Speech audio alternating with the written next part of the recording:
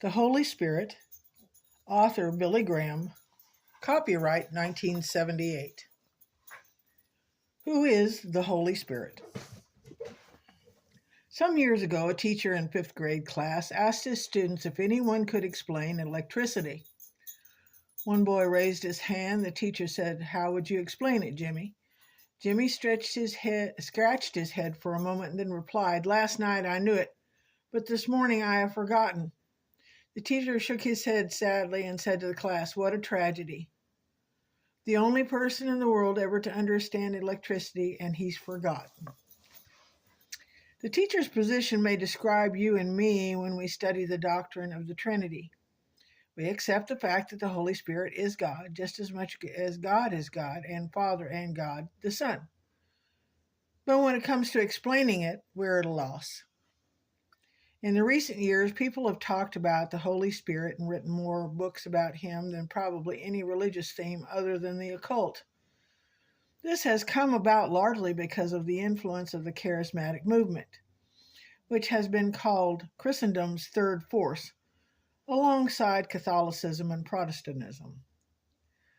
The more recent charismatic movement, which has some of its roots in historic Pentecostalism and stresses the Holy Spirit, is now deeply entrenched in most of the mainstream denominations and in Catholicism. We may feel that it is such a vast subject and we know so little about it. Nevertheless, God in His Word has revealed all we should know. Many questions will arise in this book as to which answers are being sought by puzzled and at times untaught believers. In fact, millions of Christians on every continent is now asking these questions. They are seeking and deserve biblical answers. For example, what is the baptism of the Holy Spirit? When does it take place? Is speaking in tongues possible or necessary today? Is there an experience called a second blessing? To start our study, we need to ask a critical question at the very beginning. Who is the Holy Spirit? The Holy Spirit is a person. The Bible teaches that the Holy Spirit is a person. Jesus never referred to it when he was talking about the Holy Spirit. In John 14, 15, and 16, for example, he spoke of the Holy Spirit as he, because he is not a force or a thing, but a person. Whoever speaks to the Holy Spirit as it is uninstructed or perhaps even undiscerning. In Romans 8:16, the King James Version refers to the Holy Spirit as itself. This is a mistranslation. Nearly all of the newer translations have changed itself to himself. We see from the Bible that the Holy Spirit has intellect, emotions, and will. In addition to this, the Bible also ascribes to him the acts he would expect of someone who was not just a force, but a real person. He speaks.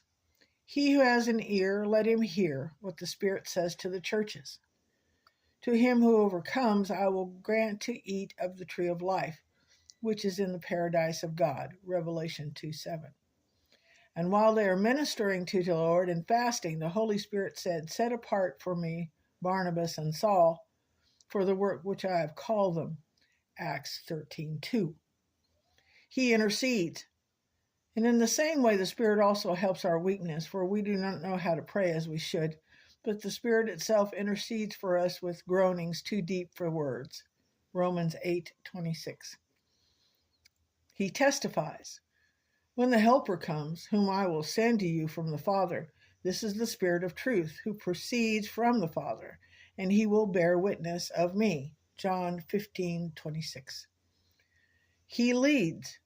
And the Spirit said to Philip, "Go up and join this chariot." Acts 8:29.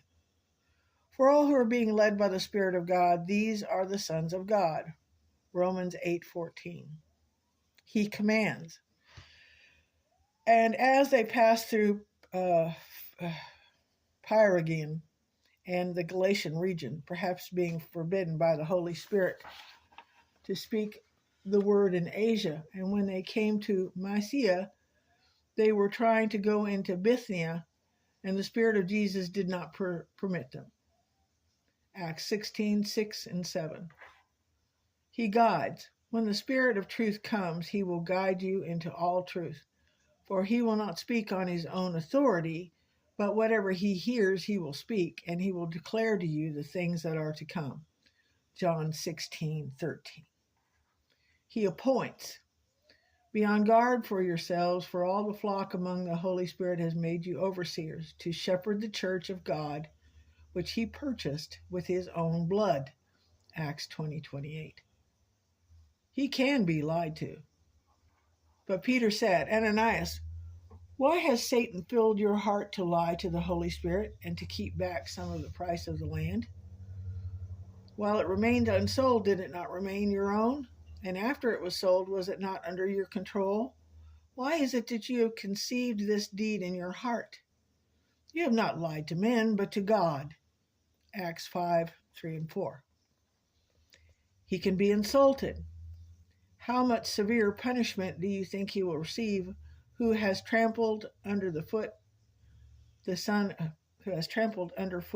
of God, and has regarded as unclean the blood of the covenant by which he is sanctified, and has insulted the Spirit of grace? Hebrews 10:29. He can be blasphemed. Therefore I say to you, any sin and blasphemy shall be forgiven men, but blasphemy against the Holy Spirit shall not be forgiven. And whoever speak a word against the Son of Man, it shall be forgiven him. But whoever speaks against the Holy Spirit, it shall not be forgiven him, either in this age or in the age to come. Matthew 12:31-32. He can be grieved. And do not grieve the Holy Spirit of God, by whom you are sealed for the day of redemption. Ephesians 4:30. Each of these emotions and acts that we have listed are characteristic of a person. The Holy Spirit is not an impersonal force like gravity or magnetism. This is a person with all the attributes of personality. But not only is he a person, he is divine as well.